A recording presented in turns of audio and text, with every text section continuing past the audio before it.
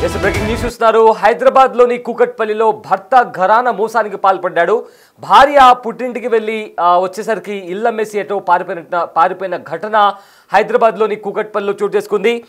భార్య ప్రసవానికి వెళ్లి వచ్చేసరికి తాముంటున్న ఇంటిని అమ్మేసి వేరే వాళ్ళకి అమ్మేసి భర్త పారిపోయాడు. అయితే తన పుట్టిన పిల్లాడిని తీసుకొని భార్య ఇంటికి వచ్చి అక్కడ ఉండే వేరే వాళ్ళని చూసి భార్య కంగు తినింది. సో దీంతో భర్త ఎట్టిపోయాడో తెలియక ఏం చేయాలో తెలియక ఇంటి బయటనే అలానే నిలబడింది ఆ భార్య. దానికి సంబంధించిన విజువల్స్ కూడా మనము బిగ్ టీవీ స్క్రీన్ పైన చూస్తున్నాము. అయితే ఈ ఘటన హైదరాబాద్లోని కూకట్పల్లిలో చోటు చేసుకుంది. భర్త భారీ మోసానికి పాల్పడ్డారు. భార్య ప్రసవానికి వెళ్ళి వచ్చేసరికి భార్యకు తెలియకుండా ఫ్లాట్ అమ్మి భర్త పరారైపోయాడు. భార్య పసిబిడ్డతో తిరిగి వచ్చేసరికి ఇంట్లో వేరే వాళ్ళు ఉండడంతో కంగు తిన్న భార్య ఏం చేయాలో తెలియక అపార్ట్మెంట్ బయటనే వేచి చూస్తోంది. అయితే నల్లూరి శ్రవణ్ అదేవిధంగా నిఖితకు నాలుగేళ్ల కిందట పెళ్ళైంది. సాఫ్ట్వేర్ ఇంజనీర్గా నిఖిత పనిచేస్తుంది. అయితే పెళ్లి సమయంలో ఇచ్చిన కట్నంతో పాటు లోన్ తీసుకొని ఇల్లు కొనుగోలు చేశారు భార్యాభర్తలు. అయితే ప్రసవానికి వెళ్ళి వచ్చేసరికి భర్త ఇల్లు అమ్మేసి ఎటో పారిపోయాడు. సో ఇంటి ముందు దీంతో భార్య ఆందోళనకు దిగింది.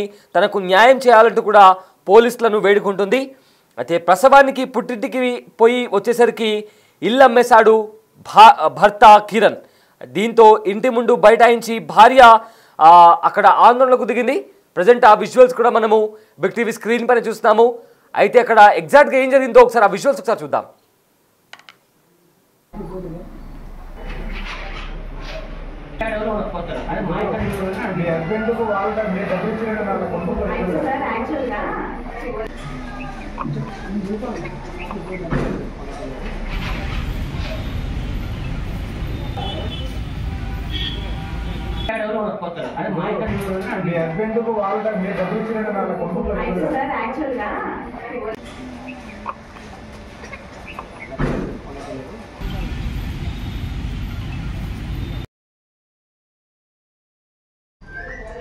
ఎవరు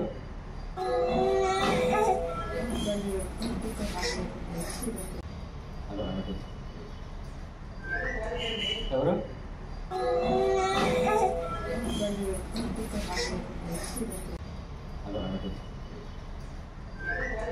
ఎవరు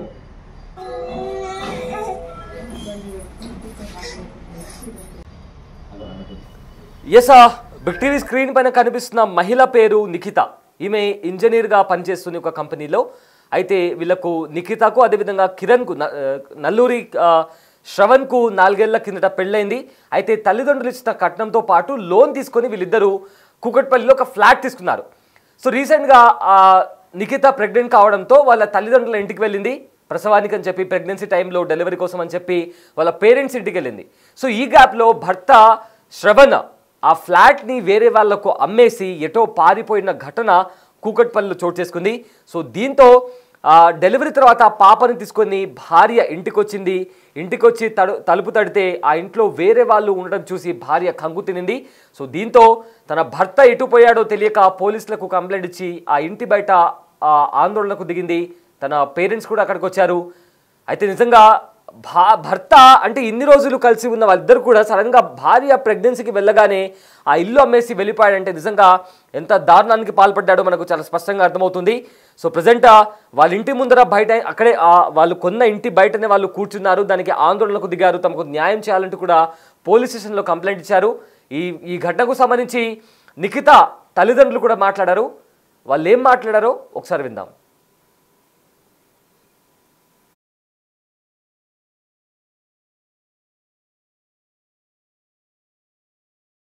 నా పేరు నిఖిత అండి. మా ఆయన పేరు శ్రవణ్. నన్ను కొమ్మాల నల్లూరు ఇంటికి వెచ్చి వివాహం చేశారండి. మా పెళ్ళి అక్టోబర్ 2020లో అయింది. నాకు మేము ఏప్రిల్ 2022లో ఇల్లు తీసుకున్నామండి. ఆ ఇల్లు పేమెంట్ మా అమ్మ వాళ్ళు ఇచ్చిన డబ్బులతోనే ఇల్లు తీసుకున్నామండి. మిగిలింది లోన్ పెట్టాము. లోన్కి కూడా ఇద్దరం కలిసే పెట్టామండి.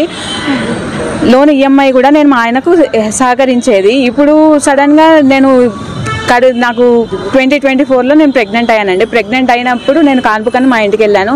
నన్ను ప్రెగ్నెంట్ అయినప్పటి నుంచి అంతకుముందు నుంచి కూడా వరకట్నం కోసం అని మా అత్త మా ఆయన మా ఆడపడుచు వాళ్ళు వేధించేది నన్ను. కానీ అడ్జస్ట్ అవ్వకుంటూ పెద్దవాళ్ళు అడ్జస్ట్ చేస్తూ మాట్లాడుతూ సర్ది చెప్పి పంపించారండి. ఇంకా నేను ప్రెగ్నెంట్ అయినప్పటి నుంచి నాకు ఇంకా టార్చర్ పెరిగిందండి.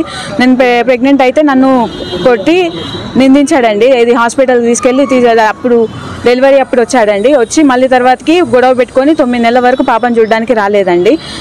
అప్పుడు మళ్ళీ పెద్ద మనుషులు మాట్లాడి పంపిస్తే అప్పుడు తీసుకెళ్తానండి. అప్పుడు కూడా తీసుకెళ్లకుండా మా సొంత ఊరికి తీసుకెళ్ళి హైదరాబాద్కి తీసుకురాకుండా సొంత ఊరికి తీసుకెళ్ళి అక్కడ మళ్ళీ గొడవ చేసి నన్ను కొట్టే మా వాళ్ళు వచ్చి తీసుకెళ్లారండి.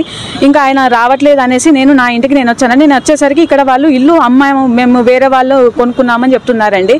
ఆ ఇల్లు కొన్న డబ్బులు మా పేరెంట్స్ ఇచ్చారండి. మిగిలింది లోను నేను ఆయనకు సహకరిస్తూ కట్టానండి. నేనే కట్టేదాన్ని.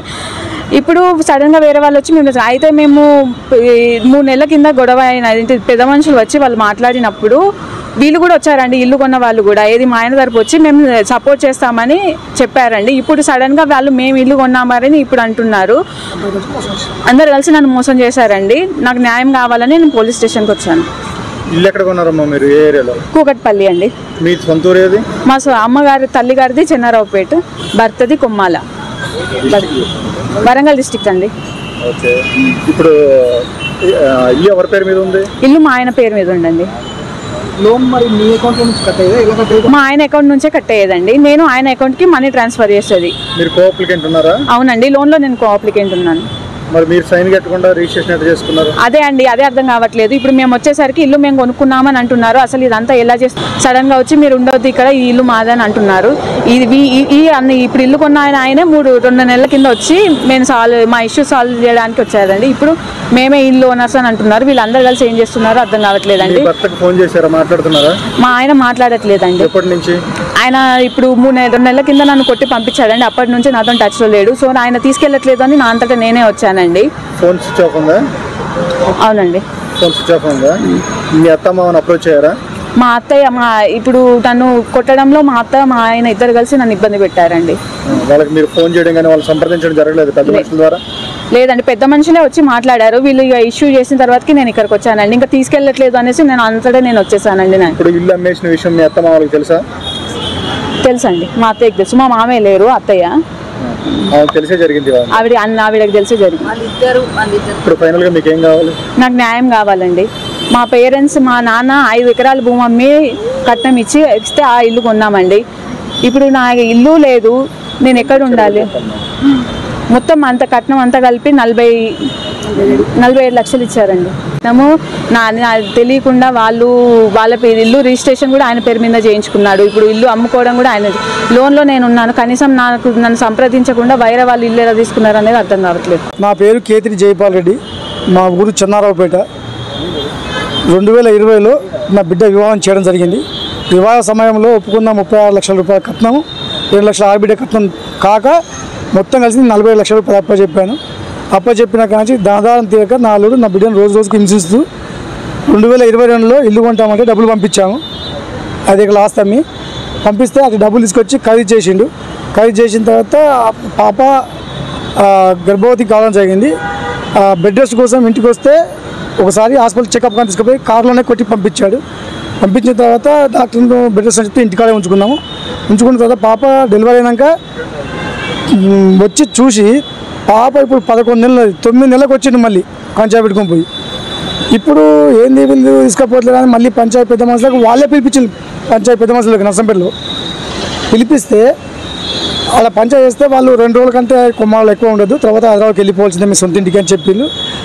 దానికి కాదని చెప్పి 23లో ఇంటికి నుంచి 24 నాడు నీ దగ్గర జాబ్ చేసే పైసలు ఉన్నాయి కదా ఎందుకు ఇస్తలేవని అత్త అంటే నా కూతురు వాళ్ళ అత్త తన భర్త విపరీతం కొట్టిండు. కొడితే నా కూతురు నాకు ఫోన్ చేసింది, నాన్న నేను చనిపోతా కావచ్చు నన్ను తీసుకెళ్ళు అంటే నేను నా కూతురు నా ఇంటికి తీసుకొచ్చుకున్నా. మరి ఎన్ని రోజులు ఉంటావు ఇక్కడ ఉండలేం కదా, మాకు సొంత ఇల్లు ఉన్నాయి కదా అని చెప్పి ఇప్పుడు హైదరాబాద్కి వస్తే హైదరాబాద్లో ఇల్లు మేము కొన్నామని గతంలో వచ్చిన పెద్ద మనుషులు మేము ఖరీదు చేసినామని చెప్పి మమ్మల్ని గెంటి వేయడం జరిగింది. ఈ విషయంపై పోలీసు వాళ్ళు నాకు సహకారం చేయగలని కోరుతున్నాను, నా కూతురు న్యాయం చేయగలని కోరుతున్నాను.